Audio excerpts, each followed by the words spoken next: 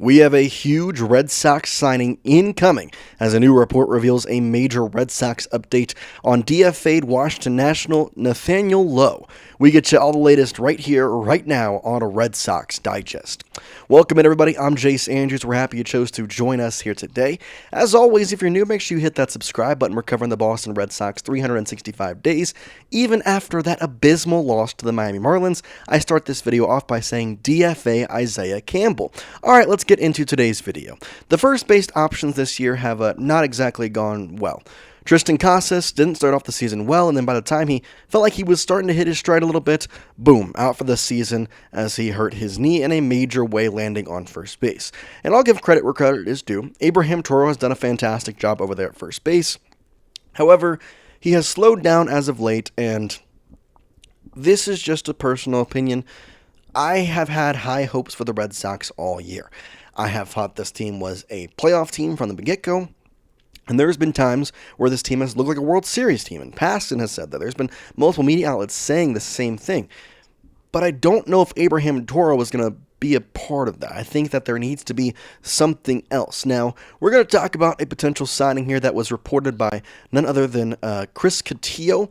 He had this saying the Red Sox are expected to pursue first base Nathaniel Low when he clears waivers. If you don't know, Nathaniel Low was a Washington National first baseman, played with the Texas Rangers for the previous 3 seasons and was really good, and then this year just kind of struggled a lot. He was DFA'd. In fact, the Red Sox actually called about Nathaniel Low to the Washington Nationals about in May when Kristian Campbell had suffered his injury, and they realized they needed a little bit more help at first base. So what exactly does Nathaniel Low bring to the Red Sox, / why exactly does he interest Craig Breslow and the Boston Red Sox? Well, it's not because of his stats. Let's start with that. His baseball savant page is very blue. In fact, this season was by far one of his worst seasons in his entire career. But I question you, or maybe not question you, but kind of tell you to look over on the left-hand side of your screen where you see Nathaniel Low. You look down, you see the 2023, the 2024, the 2025, and in 2024, a 263 average, 361 on base, 401 slugging, 762, or above 750 on the OPS. 2023, you go again, 262 average, 360 on base, 414 slug, 774 OPS. This was definitely an oddball year for him. Now, we could credit it to playing in Washington and then not exactly being a team that, well, had any hopes of anything, whereas the Rangers, they won the World Series when Nathaniel Lowe was there. But I still think that he would be a decent option, especially since he is DFA'd, and there's a couple of big things that, well, now are opening a roster spot. We first start with a talk about Marcello Mayer. We know that he is done for the season. He is currently on the, I believe, a 10-day IL, but technically, as we see here in this report, a 40-man roster spot opened up. What are the chances that the Red Sox could move Marcello Mayer to the 60-day IL, and boom, you're signing Nathaniel Low? There is a couple of questions that I have to ask and look at, though, before choosing Nathaniel Low. Obviously, we know that this has not been his season. In fact, he was actually been in the top 10 first baseman in terms of F4 in each of the last 3 seasons, besides this year. We know from Tyler Milliken that they had called on the Washington Nationals and said, hey, we would like to have him. But his stats this season are just not good. His on-base percentage is below 300. His average is near the 215 mark. And he doesn't have the power that he has had in previous ones. His 16 home runs is pretty good for the average he has. But, a big thing of why he was with the Texas Rangers was because of the simple fact that he would hit a good amount of home runs. His RBI isn't bad, and he honestly did a decent amount of good things. However, he strikes out a decent amount. His on-base percentage isn't great like it used to be. And is he the right fit? Or is Abraham Toro doing better than Nathaniel Low? And there's a lot of questions to that. But I don't think we have to sit here and talk just about Abraham Toro. Because I know that he has been the Red Sox, quote-unquote, everyday first baseman. Obviously, him and Romy Gonzalez have split duties over there at first. There's also a guy in AAA that has been talked about a lot as finally hitting his stride and seems to be ready for a call back up to the major leagues, who in May had one of the best months for a rookie in MLB history. Now we sit here and say, okay, why have they not called up Kristian Campbell then? Why have they not brought about him just yet? I think the simple fact is this. There is a reason behind it, and it's right in the Baseball Savant page. It's the reasoning behind the way it looks for him. His ability to hit the ball the proper way and the proper exit velo and certain strikeout percentages and the way he works against lefties and righties is what Alex Cora continues to say needs to be worked upon. And he would rather have him work upon that in AAA, which makes sense, especially you're going to have September call-ups. You're going to have a bunch of different potentials here for the Boston Red Sox in this upcoming, month or so. But it's hard because we continue to division watch. We continue to watch, and we know that Kristian Campbell is doing a lot of good things. The big thing, though, is, again, that average exit velo. They want it to be more. And I do kind of have to take a step back, and I'm going to put my opinion out there and say the average exit velo is what it is, partially, not going to say all, but partially because the average exit velocity on a pitch, or average velocity on a pitch, is not as what it would be in the major leagues. And obviously more velo on the pitch equals more exit velo off the bat. So I think that has to be a little bit in there. The hard hit rate is down.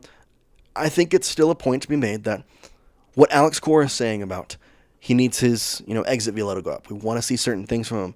And that page is a lot of red, but there's still some blues that, I want it to be all red in AAA before we bring him up to the majors, because it's a big difference. You hear major leaguers talk all the time. If it's 1A, 2A, and then AAA, or AA, AAA, in that case scenario, the major leagues are 8A. Like that's what they are, because it is such a big jump. Even Roman Anthony, who was crushing the ball in AAA and now is doing a great job up here in the major leagues, his first month in the majors was not as pretty as we expected it to be. So I understand the fact of the matter that you need to look at that. But if they're going to look at Nathaniel Lowe and they're going to sign him, that's where I start to get a little concerned. Because we know they're going to look at him. They know they're expected to pursue him. As long as he clears waivers, I would have to say he's going to sign with the Boston Red Sox. I don't want that. I would 100% rather have Kristian Campbell called up. And that's where I open the question to Red Sox Nation. What would you rather have in this scenario? Are you signing Nathaniel Lowe, or are you calling up Kristian Campbell with this newfound roster spot, given you can transfer Marcello Meyer to the 60-day IL? I want you to type S if you're signing Nathaniel Lowe, or C for call-up if you're going to call up Kristian Campbell. Told you my opinion. I'm calling up Kristian Campbell. And it's a bad thing to say because I know I said it, this is a playoff team. It's a team that has looked like a World Series contender a lot, but Nathaniel Lowe is not going to be here next season. Kristian Campbell is. And in some ways, you have Tristan Casas coming back next year. We don't know what he's going to look like. We don't know what the Red Sox want him to look like. So use Kristian Campbell now. If he looks good over there at first base, if he has the bat back where it is, then you can open up your options to future first base options. We know that Craig Breslow has said time and time again, or hasn't said it straight up, but he's definitely given us major hints that he does not believe Tristan Casas is the long-time fit here for the Boston Red Sox. And to all intents and purposes, Kristian Campbell could be.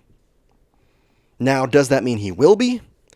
That's where you need to find out. And I know you want the World Series, you want the playoffs, but I think there is a balance to wanting the World Series, wanting playoffs, wanting all this stuff for this year, and also understanding that you are a very young team. You have a bunch of guys locked down, including Kristian Campbell, for a very good amount of time. Yes, there are moves to be made this offseason to keep you at this level. That needs to happen. But you do not have the Rafael Devers contract anymore. You can sign Alex Bregman to the money that he deserves. You can go out there and help out your pitching staff. Make a trade for Joe Ryan. Make a trade for somebody to help on this pitching staff. Find another high-end reliever, and so we don't have to have Aroldis Chapman, Garrett Whitlock pitching every single big pitching spot. There's a balance to making sure that there's a way to go about this season, try and go out and win the World Series, or be in the playoffs at least, but also understanding that the future is bright and you would like to have Kristian Campbell up here to start that future and start him learning. That's just my personal opinion. Now the spot that's there, I think it's the time to do it, not to go sign somebody else. Let me know your thoughts in the comment section. Again, what do you think? I'll put it back up there one more time. S for sign if you're taking Nathaniel Lowe. C for calling up Kristian Campbell. Let me know in the comments of this video.